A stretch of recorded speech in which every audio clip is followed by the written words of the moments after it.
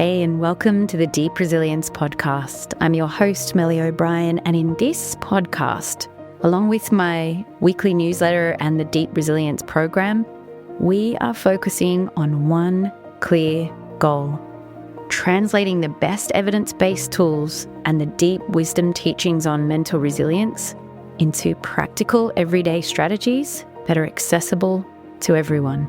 It is my deep passion to bring you content that breaks down big concepts in ways that make sense to you, but also to make sure I give you tools in each episode that you can immediately use to grow your inner strength and create real positive change in your life and in the world.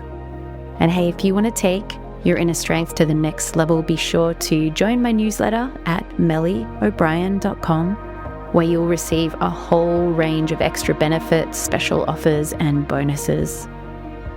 Let's dive in now to today's episode.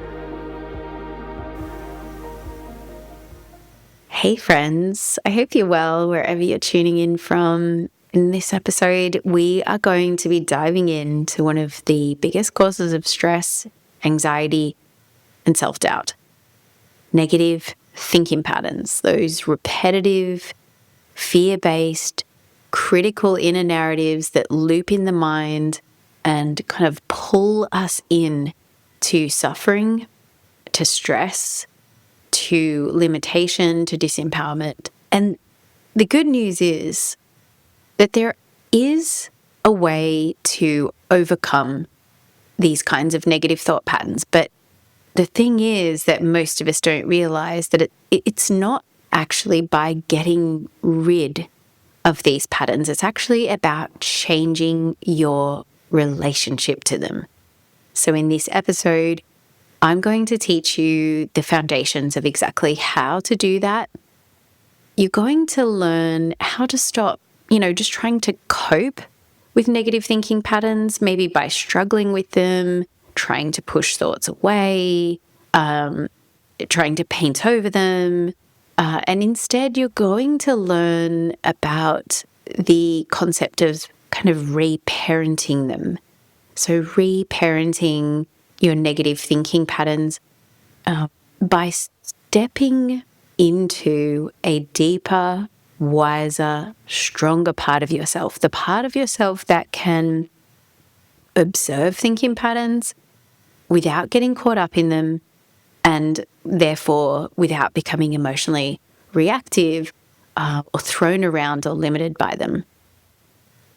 And from that steady place within you, you're going to learn how to gently guide your mind out of unhelpful and reactive stories and into more nourishing, flexible, and empowered mindset that supports your well-being and your growth. So I'm going to walk you through a simple but powerful 3-step process that I share in my book, Deep Resilience, called the Name It, Tame It, Reframe It practice. By practicing this technique, you're going to be able to reduce stress, anxiety, and overwhelm, stay more present, engaged, and grounded in your life, and strengthen your capacity for inner leadership. Now, inner leadership is something that I talked about in the last episode, which gives us the capacity to have really strong emotional resilience and mental resilience, and also to create a more peaceful and empowering internal environment. So let's dive in. So as any writer, actually, or reader for that matter, knows, there is a great power in a good hook in a story, right? It's that moment in the story that really makes you sit forward in your seat, grabs your attention, and pulls you in. It's the character's story comes alive in you, their emotions become yours. The more gripping the drama, the deeper you're drawn into the narrative. But here's something we don't often realize. Your mind is really the master storyteller. It is constantly crafting narratives about who you are, about what others think of you, about what might go wrong. And just like a compelling film or a novel, these stories can hook you. They can capture your attention, they can stir your emotions, and before you know it, you're caught up in the thick of the drama. You're no longer just thinking, what if I mess this up? You're feeling anxious and afraid. You're not just remembering a past mistake, you're reliving the shame, the regret, the anguish. Right? This happens when we get hooked by our thoughts. We mistake the story, the narrative in the head for reality. And that's when suffering takes hold. That's when stress takes hold. That's when anxiety takes hold. But if we can learn how to recognize these mental hooks and gently learn how to unhook ourselves, then we can take back our power, and then we can step into inner leadership. We become the wise guide or the director of our own mind. Let's explore how this might be possible. So let me walk you through the 3-step process. Name it, tame it, reframe it. Step 1 is to name it. So in this step, basically what you're doing is you're recognizing the story. In my book, Deep Resilience, I talk quite a lot about the importance of recognition as the essential first step for inner leadership or for deep resilience. So when you can recognize a pattern, that first moment of seeing is a kind of freedom. You're already becoming aware that you were hooked, you were drawn into the drama, and even in that first moment of seeing, you've already stepped into a greater level of mental and emotional freedom. So when you catch yourself spiraling into a stressful, a self-critical, a limiting belief or a fear-based thought, if you can just pause for a moment and mentally say something to yourself like, there's the old I'm not good enough story again. Or you can say something like, okay, thanks mind. I can see that you're trying to tell me a good story, but this is not so useful or helpful. So just some little way of mentally acknowledging or noting to yourself that your mind is doing something that isn't helpful. Thanks, mind, but that's not so useful or helpful. That's the most common thing that I teach my clients. Thanks, mind. That's not very helpful though right now. This is what's known as a diffusion technique. Instead of being fused with the mind, having all of your attention hooked in that thought, you are now diffusing. You are stepping back so that now there's some space in between you and the thought. The other thing about naming a thought is you start to shift your relationship with it. You see it now more as just a mental event, not as the truth, right? Like my mind is having this, the thought that I'm not good enough is very different to I'm not good enough and believing that thought. So this is a little bit like pressing a pause button on the mental drama and stepping back into the director's chair. Naming creates mental space.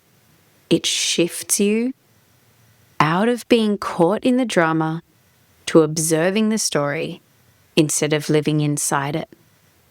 So the second step is to tame it. In the tame it step, you ground your attention in the present moment. This deepens diffusion. It deepens that ability to step back into observing the story rather than being inside of it. So how it works is like this. Your attention is a finite resource. So when your attention is on one thing, you'll always notice that other things will fade into the background. So if you're listening really intently to my voice, other things will fade into the background, like your awareness of the sounds outside of you, or it'll be difficult for you to focus on another task. So attention is finite. So when your attention is caught up in unhelpful thoughts, the most powerful thing that you can do is redirect your attention. And the most powerful place to redirect it to is the present moment. This is why mindfulness is so powerful. So in this step, we tame it not by trying to get rid of thoughts, but by redirecting our attention to what's happening in the present moment and in your sense perceptions. So you can feel your breath moving in and out. You might even like to try that right now. Or you could notice your feet, the feeling of your feet on the ground. Or listen to the sounds around you. Or you could even relax your jaw, your shoulders, your belly, your hands deliberately, and take a moment to feel into your body as you relax that tension. This simple act of grounding your attention back in the present moment and in your senses is really, really powerful, because when you focus on that one thing, the other mental noise doesn't disappear, but it fades more into the background of awareness. So you're more and more diffused. This is powerful because the problem isn't that we have negative thoughts. Remember, the problem is that we get hooked by them. We believe them. We buy into them. We feel emotionally reactive to them. And then, we play them out. We obey them in our behavior. So by reconnecting with your senses, it's like you break the spell of thinking. You stop fueling the thoughts by giving them all of your attention, and your nervous system immediately begins to settle. You return your attention to the seat of awareness, solidifying your position as the director rather than being caught in the story. Now, from this grounded place, you can choose what is helpful and what is not helpful in your thinking mind's behavior. In other words, you can kind of reparent the mind with understanding and with discernment and with compassion, but also like a kind of firm wisdom, yeah? Because you can see them, you can see a thought for what it is. It's just a mental event, right? So you can be more discerning about, do I want to buy into that particular thought? What do I have to gain or lose if I believe and buy into and play that one out? And you can respond with wisdom instead of reacting to that thought from fear. So this is the power of mindfulness. This is the power of grounding your attention in the present moment. It gives you the ability to shift your relationship to thoughts, to watch them without getting hooked, to choose whether to follow them or whether to ground your attention. And this is where the magic begins, because now with mindfulness, we open up what's called psychological flexibility, the ability to choose how we want to respond to our thoughts and whether we might want to choose to rewrite our internal script. So this is where step 3 comes in. Step 3 is called reframe it. So we've done name it, tame it, reframe it. And with the naming of that process, I want to make it memorable so that you can access these skills on the go in your daily life. So hopefully that's really helpful for you. Name it, tame it, reframe it. So the reframe it step is the option.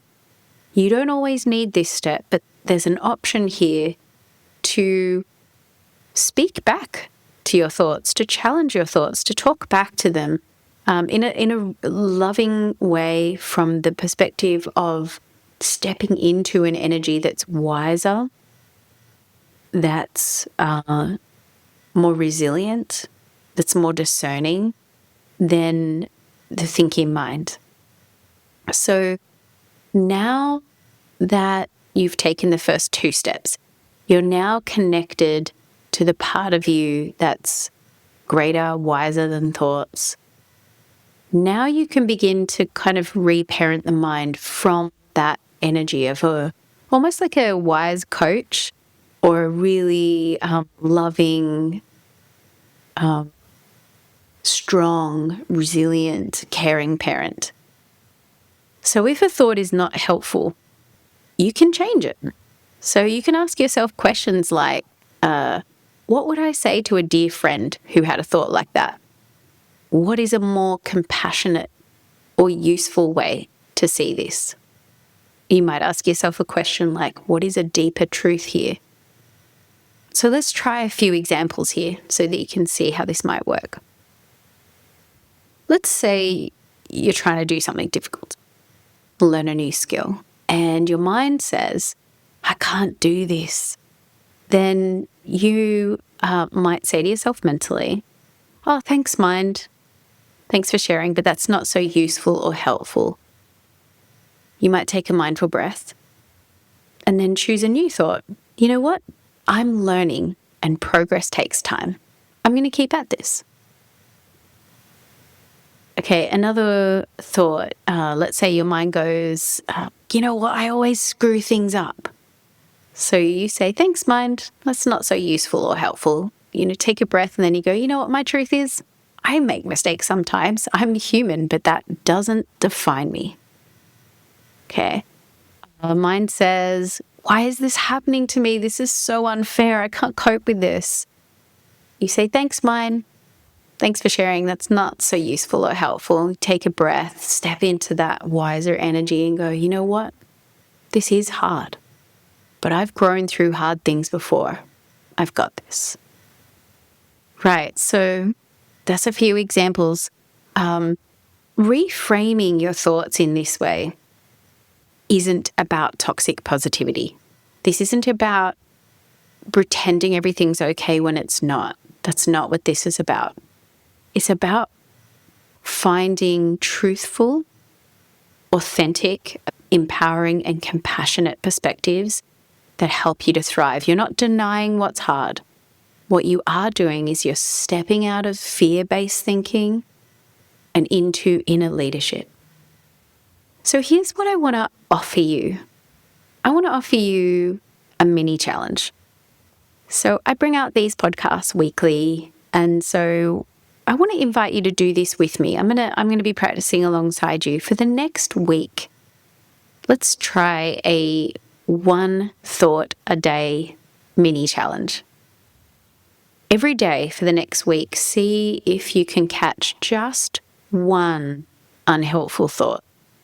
When you catch it, see if you can, the most optimum way to do this would be to write it down. But if you can also just do this mentally. Write down the thought and then practice name it, tame it, reframe it. Thanks, mind, but that's not so useful or helpful right now. Take a breath. Connect with your senses in the present moment. Connect with that wiser, deeper, stronger part of you, the kind of like a really encouraging coach or a wonderful parent. And then from that energy, reframe it. Challenge the mind. So, you know what my deeper truth about this situation is? It's this. Even 60 seconds a day, which is often only what this process takes. It only often takes like 60 seconds, maybe 2 minutes if you're writing it down, can make a really powerful difference, especially for those thoughts that, loop on you over and over and over again. When you have the same thought you've been thinking for 10 years, 20 years, 30 years, little changes like this can make a big difference over time. So over time, this practice rewires your mind, strengthens your resilience, and helps you to show up in your life from a place of inner leadership, more calm, clarity, and confidence. So remember, my friends, your mind will keep telling you stories. That is what it's designed to do.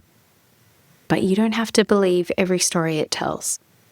You can watch the drama without getting swept away. You can lead your mind from a wiser, calmer, deeper place within you. You can gently guide the mind back to presence, back to the peace within you, and back to your authenticity. If you want to dive further into this topic, my book unpacks this practice at a much deeper level and gives the full deep resilience method.